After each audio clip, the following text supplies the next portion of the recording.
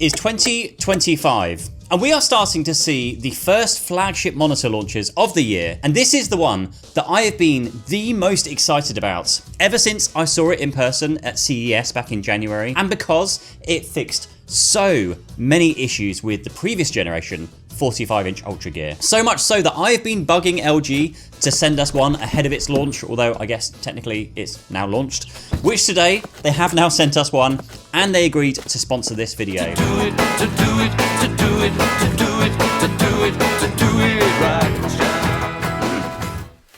Now, it's not the bendable version, that one I hope is coming in the near future, but I will say up front that they have fixed all of the issues that I raised with the previous generation LG UltraGear monitor. They've improved the PPI and the resolution. There's also USB-C with power delivery. And overall, this is a great monitor, albeit a premium priced one.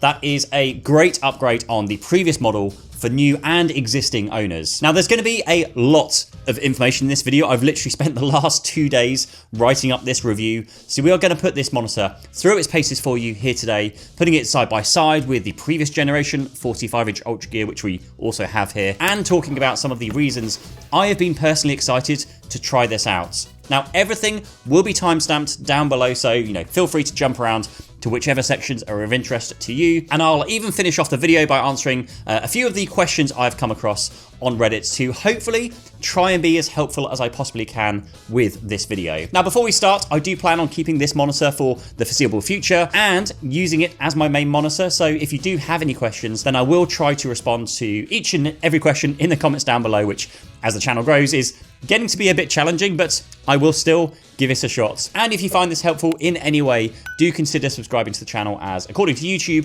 95% of people watching these videos aren't subscribed. Now, you guys are a huge part of me being able to create videos like these, so subscribing and engaging down in the comments down below is a huge help to me, so thank you so much. Starting off with the unboxing, and because of the curve of this monitor, the box for this screen is a bit of a beast, although it's not too heavy, it's just awkward to carry. So in terms of the accessories, we get a gigantic power brick. Seriously, this thing is almost the size of my forearm. A power cable, plus HDMI, DisplayPort, and USB-C cables, which are all 6 feet or 1.8 meters in length. There's also this plastic cover, which is used to hide the ports and some of the cabling on the back. And of course, the stand itself, which comes in 2 parts. All of it super easy to unbox and assemble. The stand slots into the base and then does up with 2 thumb screws, which then just clicks into the back of the monitor. Otherwise, it is just a case of picking it up and placing it on your desk. And since this is an OLED, although the size is a bit awkward, it is nice and light to carry, so you should just be fine doing this without needing any help. So overall, this design is a really nice design. It would work well in both an office or a gaming environment. It's sleek, it's fairly minimal. There's not even an LG logo anywhere visible on the front screen here, and without any aggressive design choices on the back, but still a subtle hint of being predominantly a gaming monitor with a simple LED design on the back, which you can set to a static color, have it cycle through, or just switch it off if you know you're not really into that. As always though, if you really want to, pimp my gaming PC vibe, you'll want to go and grab some separate third-party LEDs to mount behind your monitor, because they're just not bright enough for anything else. There's actually data to show that a light source behind the TV or behind the monitor, officially known as biased lighting, can actually reduce eye strain. But whilst the LEDs aren't bright enough, LG have still made some improvements with this release. I actually spotted some Reddit users noting eye strain issues whilst using the QD OLED monitors, which they didn't have with the WOLED monitors, which this panel uses. And there are also features such as being flicker-free, a discomfort glare-free display, and they're also reducing the specific blue light wavelengths, which are most harmful to the eyes, to give you just a much more comfortable viewing experience, especially if you're sat in front of a monitor for long periods of time, gaming, productivity work, that kind of stuff. But that aside, construction feels solid. The ports are easily accessible, even the panel to cover the ports is well built and doesn't seem to feel like it's going to snap like other parts and panels did. And just ergonomically speaking, it is a solid display. You also have a quick release button on the stand. There's simple but effective cable management. There's easy access to screen controls, which are now placed on the back. And there's also a dual mode button, which is a really nice feature on this model, which we didn't see last year, and we'll dig into that feature in just a little bit. The stand itself is all new for this year for the 45-inch UltraGear model. Gone are the long and like pointy legs from the previous generation, and instead we have the same design that we saw on the 32-inch dual mode LED that we reviewed last year. Now, some basic cable management is built in, and with a low profile footprint that's not huge and doesn't cause any like issues with intruding on the desk like the legs did in the last generation might have done. Now, I much prefer these types of stands. The other ones with the leg designs just, get in the way of like a desk mat or a keyboard and mouse position. Just, it's much nicer having this flat, much lower profile display. Now, as far as the adjustability goes, you can change the height, the tilt, the swivel, but there is no pivots. So if for any reason you wanted to use this in like a portrait mode, you can't do that.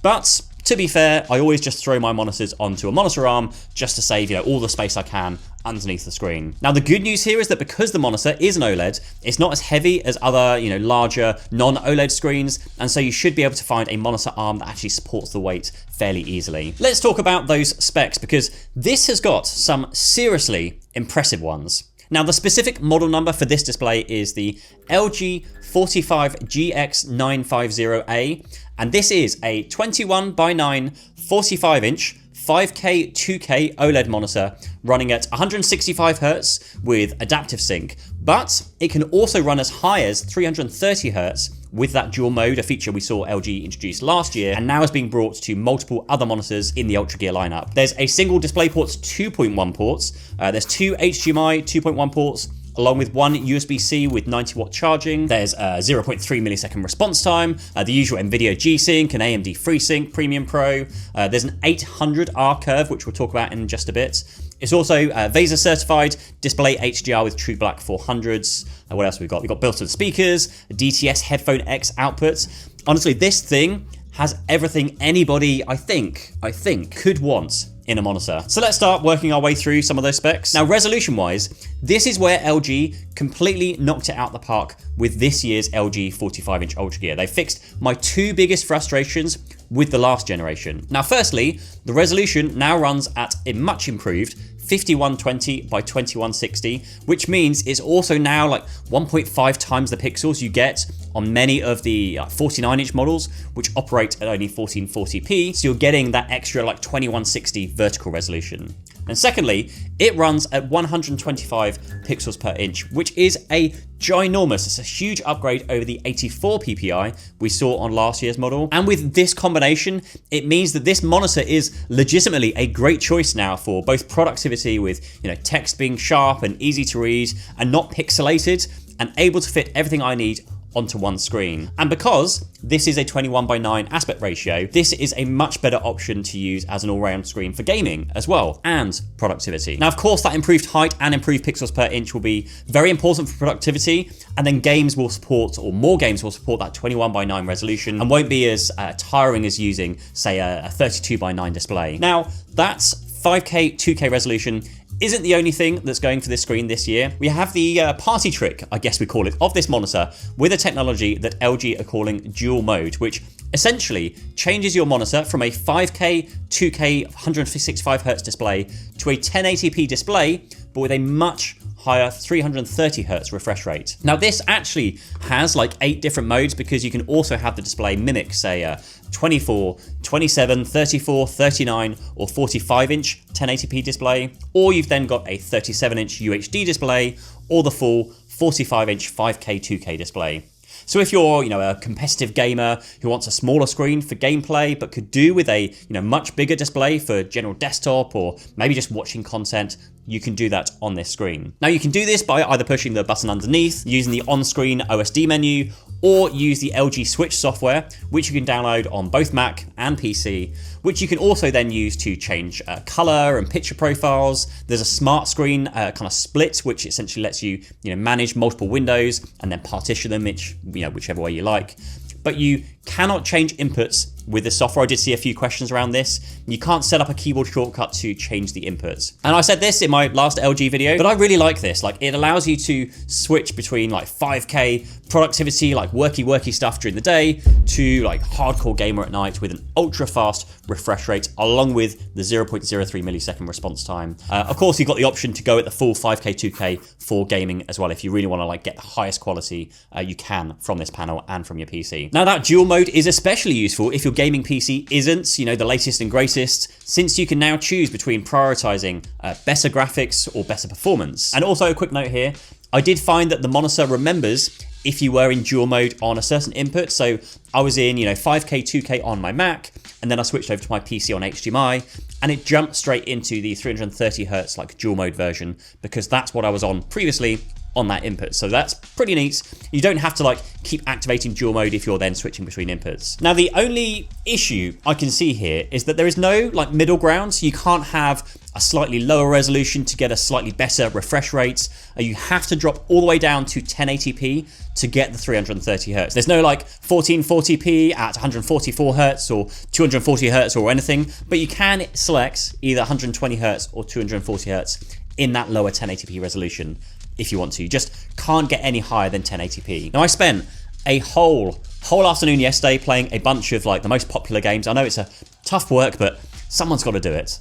So later in this video, I'm going to go through and show you what FPS I was able to hit in both the full resolution 5K 2K mode and full HD modes with our 4090 gaming rig. I'm just trying to get the 5090 right now. It's literally impossible, just so you know what the screen is capable of. And again, everything's timestamped down below. If that's what you care for, then feel free to jump around. Now, before we do that though, this is a curved gaming monitor, and anyone who's bought LG's previous 45-inch UltraGear monitor will know this comes with a pretty deep 800R curve, which I love.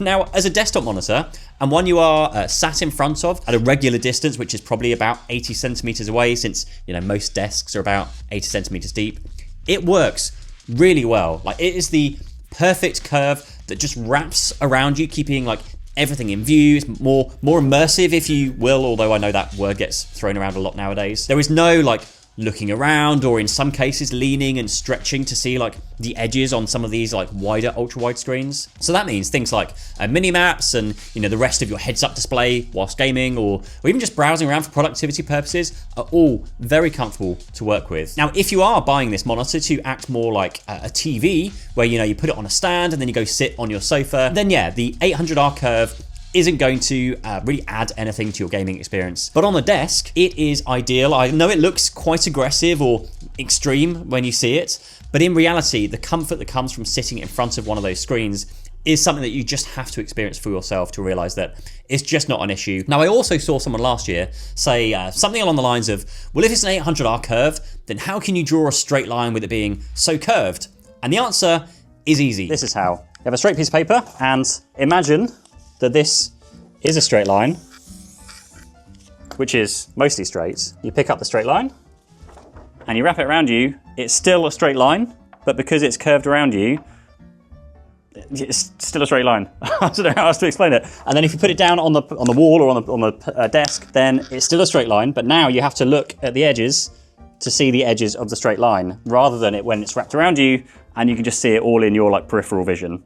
That is how it works. Hopefully that makes sense. Now, in terms of reflections, then this does have something they're calling a discomfort glare-free matte coating on the display, which actually does an incredible job at minimizing glare and reflections, even in brightly lit environments. It's actually really quite impressive how it dissipates bright light sources. I'm sat in a room full of like these bright lights shining right on me at the moment, and you really like can't see much in terms of like the reflections. Now, I know not everyone likes this like matte coating, but it definitely is the way the industry seems to be going. And for someone who uses my monitor for, you know, both gaming and productivity in the daytime and the nighttime, I do like not having the, you know, constant distraction of lights or windows reflecting on my screens, especially with curved screens. Like if you had a glossy 800R curved screen, then it's just going to look horrendous, as like, you know, curved screens typically reflect everything because they're reflecting everything in the room around you, like at all angles. So you really wouldn't want a glossy 800R curved display anyway. And as far as I can tell, there is little to no degradation in image quality or like color reproduction because of this coating. Now, LG have also improved the peak brightness on this OLED and also are taking some lessons from their MLA technology used previously on the flagship G4 TVs. They're also using tandem OLED technology here, which helps reach those higher brightness levels. Now, on paper, it should reach up to 1300 peak nits at 1.5%, 800 nits at 10%, and 275 nits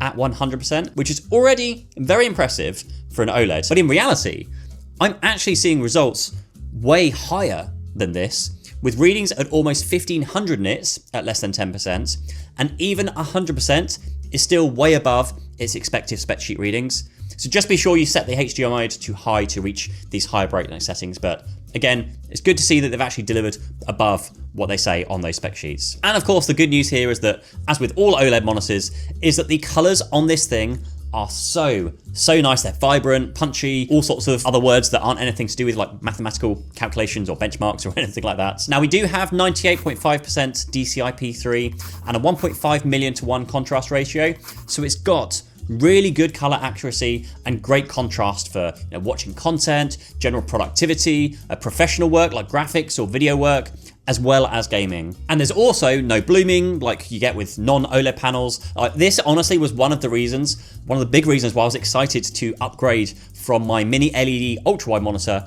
because there was just no more haloing boot screen, which reminds you how bad the haloing is on that screen every time you switch it on. And again, since this is OLED, it can switch off any black pixels to give you a truly deep blacks, whilst also giving really consistent image across the screen without any like unintentional bright or dim areas that other monitors suffer from, which have like multiple dimming zones. But whilst OLED may have the latest and greatest thing, it also has some equally valid concerns with burn-in, which LG does cover under its 2-year standard warranty. But I know 2 years isn't a huge amount when you're dropping a decent month's salary into buying one of these screens, especially when TVs get covered for upwards of 5 years. I still don't understand why monitors can't be covered under the same terms as TVs. Now, this screen does have a number of features to protect against burn-in anyway. There are 4 different modes that shift the pixels around. There's no huge difference in each mode. They just move pixels around in a slightly different way. I did actually ask LG about this. That's basically what they told me. There's also a pixel cleaning feature, and also just make sure you implement good practices like, not leaving your screen on all day with a static image. Turn on the features that you have that let you switch off, the screen after a certain amount of time of inactivity when it's not in use. Just be sensible with the screen you have, especially a flagship and costly purchase like this. So by following this rule, and my perspective on this as someone who has 2 OLED TVs at home, who has long-term used OLED monitors in both general data productivity, gaming, with the Mac menu bar, with the Windows menu bar, long Fortnite sessions with a heads-up display in the same place for hours, especially now my son plays it for like 12 hours a day. I haven't seen a single issue with burn-in on any OLED panel that I've used. Now, that doesn't mean to say it doesn't happen. It just means that my experience across a wide range and variety of OLED monitors from various brands and across a 4-year of consistent use experience is not a problem, providing you enable those features and use that little bit of common sense. And even though it's technically shifts pixels around, I've generally not noticed that it's not like the whole image is moving around or anything, but whatever it is, it's clever, it's very, very subtle, and seems to work. But of course, that is difficult for any reviewer to talk about with this screen because it's literally come out and I've only owned this for like a week, unless they've owned it for multiple years. So yeah, only time will tell with this one. But with that said, you might still be sat there disagreeing with me because you've suffered burn-in. So I'm not going to say that it doesn't happen, it's not a thing, because it obviously does.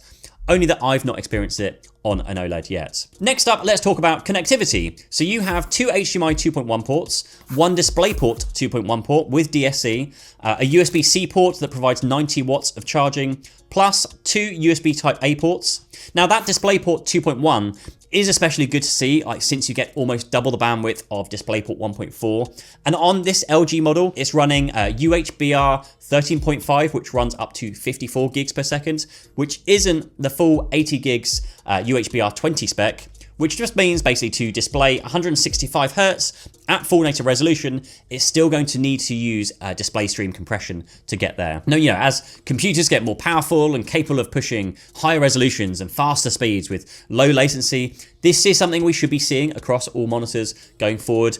but ideally, you know, that higher standard, which wouldn't then need to use DSC to reach 165 Hz and native resolution. Now, I'm just mentioning this because, again, I saw a few questions on Reddit, the source of all knowledge, Reddit. Now, it's also great that this year we get a USB-C port to hook up a laptop, especially Mac users. You will be super happy to know that this feature exists. There's also 2 USB-A ports to hook up things like webcams, maybe a USB dongle for keyboard and mouse. But there is no USB KVM since there is only one USB upstream port, so you can't switch between multiple sets of USB devices and different monitors or different screens. So for connectivity, this screen does have everything I need. Now, before we do get on to the gaming results, quickly touching on productivity, since this is kind of this, monitor's party trick. Daytime. Productivity machine. Nighttime. Gaming monster. Nighttime. Daytime. And I have this hooked up to both a Mac and a PC. And as far as the Mac goes, it is absolutely flawless. My M4 MacBook Air gets the full 165 Hz refresh rate at the full native 5K 2K resolution, which rarely happens. Like, I also get VRR support as well. And with HDR support, which really surprisingly doesn't fudge up all the colors too much when you enable HDR on the Mac. I always find on some monitors that you enable HDR and the colors just go all screwy, but you can kind of comfortably leave this with HDR enabled with no real issues. Now, I've actually started using my MacBook Air as my main machine. My M3 Max MacBook Pro is up for sale right now, so do subscribe about that video for downgrading to an Air. And the most surprising thing about this monitor on a Mac is that when you do tap that dual mode button, I actually get the full 330 Hz at 1080p, which just for me is it's mind-blowing because it's a Mac, and usually I find Macs just always struggle with these kind of things, especially when it comes to gaming, of course. Now, since there are only a couple of USB ports on the back, and since I have quite a few USB devices, what I've ended up doing is running my Mac via a docking station, which is then hooked up via DisplayPort to the screen. So I then have all my webcam and everything hooked up to that instead of using the USB port on the back of my monitor. So the dock is then what charges my Mac, but whether you use a dock or you hook up directly to the screen itself, zero issues whatsoever. We also have a selection of other Macs here in the studio, M3 MacBook Pro, M4 Mac Mini, Mac Pro, M4 Pro, Mac Mini, too many things. There's been no issues across any of them so far. Unfortunately, we don't have anything older accessible right now for down to the M1 range. Over in Windows, it's a very similar story. I'm actually getting the full resolution at 165 Hz, which firstly was at 8-bit color depth, and then I use the Nvidia software to bump it to 12-bit color over both DisplayPort and HDMI on my 4090 cards, and there are zero issues. And of course, check your graphics card supports this. And again, tapping that dual mode button to switch to 330 Hz, full HD, zero issues at all, and it just works as you'd expect. But with that said, there is a current known issue, like a bug right now, that I need to tell you about, because if you are running an RTX 50 series GPU, then you do need to be aware that when using DisplayPort 2.1 with either 10 or 12-bit color, it can result in you getting no display output, just black screen, out of range, all those kind of things. Now, I'm told this is a compatibility issue with the Nvidia 50 series GPUs and DisplayPort 2.1 like the standard. It's not specific to this LG monitor. Other monitors are affected too. And so we are waiting on an update to solve this, hopefully in the form of a driver update. But I will make sure that I update the description down below as soon as a fix is available. For now, though, you can solve this by changing from DisplayPort 2.1 down to 1.4 in the monitor settings, which will still let you enjoy, the full resolution and refresh rate of this monitor. Or you can change your color depth to 8-bit instead of 10 or 12. Or the other workaround is just use HDMI instead of DisplayPort. But let's get to the good bit, gaming performance. Now, like I said, I spent the entire afternoon yesterday doing the grueling task of playing all of the top games in both full native 5K 2K resolution at 165 Hz and full HD at 330 Hz because you gotta test everything, right? So for reference, the PC I'm running here is running a 4090 along with an Intel 149-900K, and I'm trying so hard to get my hands on a 5090 card right now. I'm thinking of just doing a separate video that just talks about how it performs in various games and with different ultra-wide monitors, just to give you an idea. So for today, I'm just going to show you what sort of FPS I was able to hit with each game modes and with all of the games and all the quality settings also maxed out on each of those games. So like Epic or Ultra or whatever each game supports. Plus using the new DLSS frame generation on games that support that too. Now these aren't meant to be any in-depth tests and accurate data kind of based tests, but they're just to give you an idea of, well, hey, if you buy this monitor and have a similar gaming spec PC, then this is what you can kind of expect. Now, I will say that I had a few issues whilst doing these tests for the video. I just installed a new driver update for the graphics card I had, and I had a few instances of games crashing, my PC locking up. Plus, in some games, I saw no difference in FPS between 5K, 2K, and 1080p modes. We had Helldivers hit around 80 FPS in both modes. Cyberpunk hit 115 FPS, but then gave me no FPS reading in 1080p. Some weird thing going on there. Fortnite smashed out a huge 250 FPS in both modes, surprisingly. Warzone was 140 FPS in 5K, 2K, and then 260 FPS in 1080p, so a decent bump in performance there. Forza, also from 170 to 290 FPS. Overwatch, like the king of FPS, reached 400 FPS in 5K, 2K, and then the maximum achievable, because it's capped at 600 FPS in 1080p. Also, Marvel Rivals reached 400 FPS in 1080p mode. So yeah, that gives you a bit of an idea there. Now, quickly touching on console performance, the good news here is that due to the aspect ratio of this screen, there are no like black bars when hooking up a gaming console to this screen like you get with more like wider ultra wide monitors. It also supports everything for the PS5. You've got 120 Hz, HDR, VRR, like all the good stuff. So if you do happen to buy one of these with the intention of using it for console gaming, it's going to be awesome. But just remember that the consoles will tap out at 120, and you won't be able to get above 120 from anything but a like proper PC. But if it's something that's maybe, you know, sitting next to your desktop PC, I can see that being a really nice way to play your games and your console games as well. Now, in terms of other features on this monitor, you've got both picture-in-picture and picture-by-picture, which you can control using the on-screen menu system. Pretty straightforward. Now, when I tried both my PC and Mac side by side, I noticed that both machines dropped that refresh rate down to 75 Hz with no option to force like either back to anything higher. Also had that with the PS5 connected and a Mac connected, just locked in at 75 Hertz. Now, the on-screen controls also work really well. The controls are now on the back of the screen instead of underneath, which does make it a little bit more difficult to kind of reach to the back of the screen rather than just underneath. There's also quick access to everything you need. It's not bloated with a ton of features and options for things that you don't really care for. You still got options there for crosshair and a FPS counter if you really want to use those. Plus, as always with LG UltraGears, you can set custom shortcuts to your most often used features to quickly switch inputs or change color profiles with having those kind of left and right menu positions customized for you. Now, for the internal speakers, they are actually kind of okay. They're actually a lot louder than I thought they'd be, but like most internal speakers, they are hugely lacking in the lower end, like bass. So you really want to be hooking these up to a headset or a pair of proper speakers to dramatically improve the sound quality.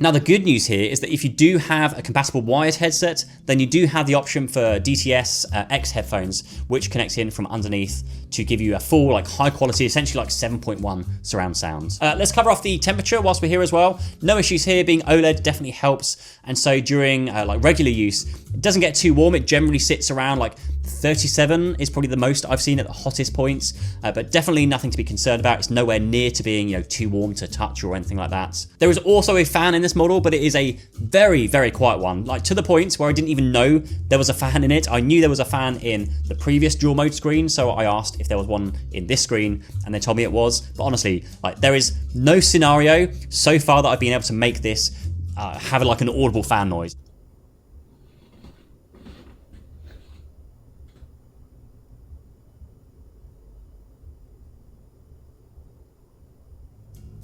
As you can see here, I held out decibel meter and you can't hear it above the general ambient room noise that's already present. Then as far as energy consumption goes, in general use, it hovers around 50 watts in both full HD and 4K modes.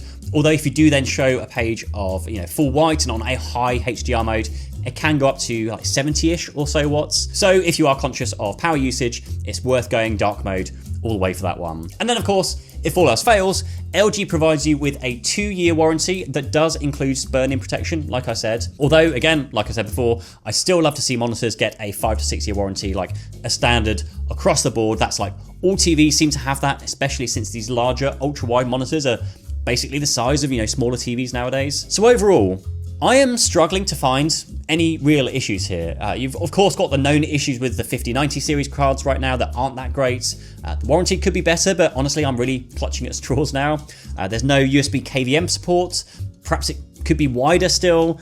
And then I guess there's the price, because this definitely isn't a cheap monitor.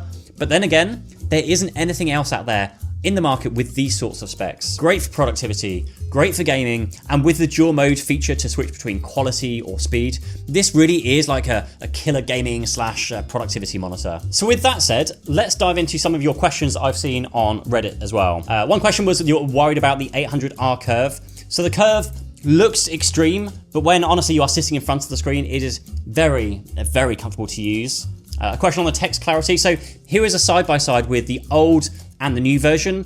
It is noticeably better on the new model, and you don't need like a magnifying glass to notice. Sat at a regular distance away, you can see it very, very easily with your own eyes. It is such a huge improvement on the last generation version. There's been a question, can you switch input using software? No, you can't switch input. You can use the LG Switch app software to change things like the color mode and dual mode and a few other settings as well, but unfortunately not switching inputs. There was a question on Mac resolution settings. Again, this is all native on my M4 MacBook Air, and here are all of the resolutions available to me within macOS. There was a question around text fringing. Again, here are some side-by-side comparisons here between the old and the new model, using a macro lens to get super up close so you can see the difference in terms of like the individual pixels and whether there's any fringing going on there. There's a question on how uniform is the brightness levels across the whole panel. Is the screen as bright at the edges as it is in the center and around the edges and everything as well? So here is a lux meter to show you the readings in SDR from the edges through to the center and to the other edge. 480, 500, 507, 509, 511, 513, 518, 520, 524, 522, 518, 57, 49, 48, 47, 46. So you are right, it is not as bright at the edges as it is in the center. Interesting. Let's do the tops and bottoms. Let's just check this mass on this. 518, 518, 516, 516. So yeah, it is the edges that's ever so slightly dimmer. We're going from 516 lux in the center to 505 on the edges. Interesting. And here again in HDR. Okay, so this is now in HDR mode. We are at 268 in the center. Right edge, we're at 236. Left edge, we're at 255. So not very consistent, but not as bad as in SDR mode, that's for sure. One Reddit user asked whether you can select any frequencies other than the 165 or 330. I did also see 120 and 240, but you have to drop down into the dual mode 1080p mode to see those the refresh rates available. And the last question was, what is the width of the monitor if you don't measure the curve but in a straight line? Okay, so width-wise, we are at 39 inches, and then height is 18 inches. And that is the measurements. So, if you do have any other questions, please do leave them down below. I'm going to do my best to answer as many of them as I can for you. I'm also going to leave links down below for you to go find the best prices and check it out for yourself, which help contribute towards the channel. Thank you so much. And again, huge thank you for watching. I really do hope this was useful and informative. And if you want to see how this compares to the previous generation, then you can click here to watch that one next. Thank you.